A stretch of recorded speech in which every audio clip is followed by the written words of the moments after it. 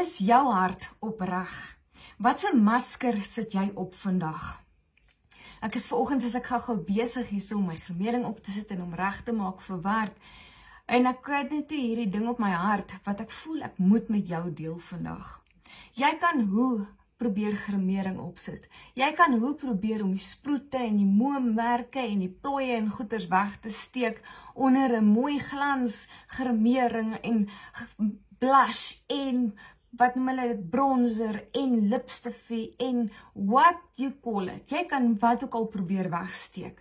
Jy kan wat ook al probeer doen vandag. Jy kan die mooiste woorde sê vir ander mense vandag.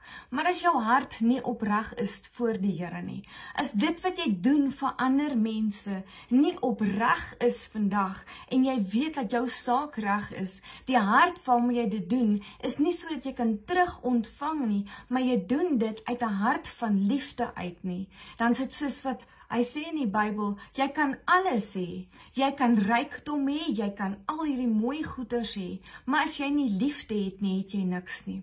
En vanoggend, terwyl ek besig is met hierdie, kom ek en ek besef dat ek kan probeer om alles weg te steek. Ek kan probeer om my seer en my bekommernisse weg te steek. En ek kan alles probeer doen om mooi te maak en om op te vul en my plooie weg te steek en mooi te probeer lyk. Maar as my hart nie opreg is voor die Here nie, as die bedoelinge van my hart nie reg is nie, beteken dit net mooi niks nie. Dan klink ek soos 'n klinkende metaal. Ek klink soos 'n simbaal wat net raas. Baie van die oggend as ek wil bid, weet dan so baie goed wat besig is om te gebeur hier in die agtergrond, en dit vat my 'n rukkie voordat ek kan stil word en net kan sê, Here, hierdie geraas van die wêreld hier buitekant, my bekommernis het ek nodig dat U nou moet stil maak in die naam van Jesus, sodat my gedagtes gefokus kan wees op U. En hoor hoe mooi sê Psalm 139 dit. En ek dink dit is 'n tyd, laat ons weer op daai plek kom wat ons kan sê, Here, sien die opregte bedoeling van my hart raak. Here, ek dien U nie omdat ek terug wil ontvang nie. Ek dien U nie omdat ek bang is vir dit wat voor lê of omdat ek bang is ek gaan hel toe nie.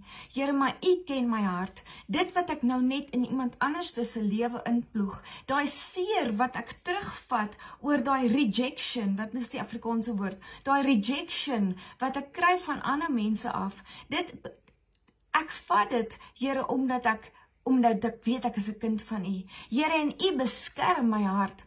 En onthou, dit is wat hy sê in Psalm, in Spreuke, beskerm jou hart ten alle koste, want daaruit is die oorspronge van die lewe.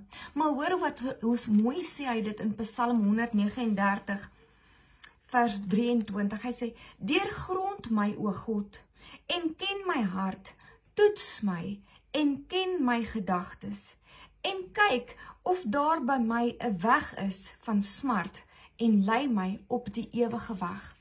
Mag dit jou hart se begeerte ook wees vandag, dat al kom die aanslag van die wêreld vandag, al kom dit so, dat jy hierdie perfekte masker moet opsit, om voor te gee dat jy okay is. Onthou, jy is okay eintlik, want God gee vir jou die krag. Onthou, jy is okay, en jy sal staande bly, want die Here wat vir jou die krag gee, het reeds jou hart deursoek. En mag dit vandag jou hartsbegeerte wees, dat jy daar in opregtheid voor die Here kan staan, want onthou, daar waar opregtheid is, daar waar jy iets regtig uit jou hart uitdoen, sonder om te verwag dat iemand of iets vir jou iets gaan terugkry, gaan die Here vir jou seën. Hy gaan vir jou in 'n dubbele mate seën. En die Bybel sê ook, dat dit wat die duiwel van jou kom steel het, sal die Here vir jou 7voudig teruggee. En dit is tyd dat jy terugkom op daai plek wat jy kan sê, Here, deursoek my hart vandag, ken my hart, deursoek my gedagtes, deurgrond my hemelse Vader. Laat ek nie net 'n perfekte prentjie voorgee vir ander mense nie, maar Here, U wat my regtig ken, met my sproete en my plooie en alles wat ek voel verkeerd is en my stikkendheid in my hart. Here, U sit vir my die perfekte glans op, sodat mense my nie meer raak sien nie, Here. Ek kan al hierdie dinge probeer doen om perfek te lyk vir die wêreld, maar Here, U wie my hart ken, sien in elk geval 'n perfekte prentjie raak. Jy weet, eens in 2 Samuel het die profeet vir Dawid gaan kies, en hy het vir sy pa gesê, Jesse, bring vir my al jou seuns. En hy het gesê, maar hierdie is al my seuns behalwe my jongste. En Samuel het gesê, nee, maar bring in elk geval daai jongste van jou, dat ek hom kan sien. En verder aan in die hoofstuk sê, maar die gelaat, die buitekant van hierdie man maak nie saak nie. Hy was klein, hy was gering en hy was rooi van gelaat.